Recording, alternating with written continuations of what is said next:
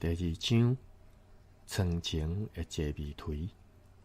迄年2月26日，带汉珠的时，草埔当伫客甘蔗，乌麻甲土豆收成了，白糖盖几若10楼。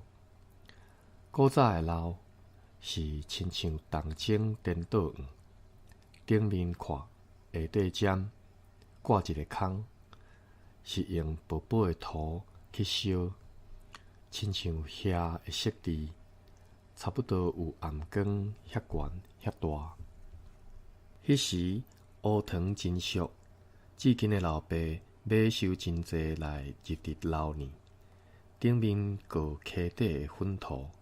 迄个土高的时，内面乌色的糖水流对下底出去，即个水通熬酒。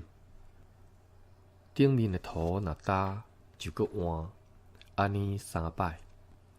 后来楼内的糖就坚定变做白糖，真有价值。为着因是大作乐的农家，阁是好过的家庭，所以动了种饼菜的心啦。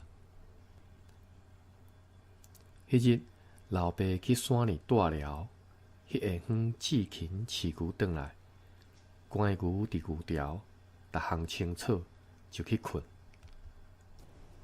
厝前一撮蓝豆巷，外面树林内有一阵的土匪来扎伫遐伫做大糕，因为种饼菜袂抢人的时，就大声祭献因的神明，插一支旗伫中间，金纸烧了，看迄支旗倒对倒位一死，大家就去抢迄位。世俗的神明实在是利益本身，害别人。志勤未困的时，老母伫厅里讲：“勤啊！外面迄啥货伫倒？阿囝，迄敢是别人伫放烟，甲牛熏网？”老人目睭花，看着篮豆外贼仔伫烧金，看袂明。志勤也不解其意，就关门去困。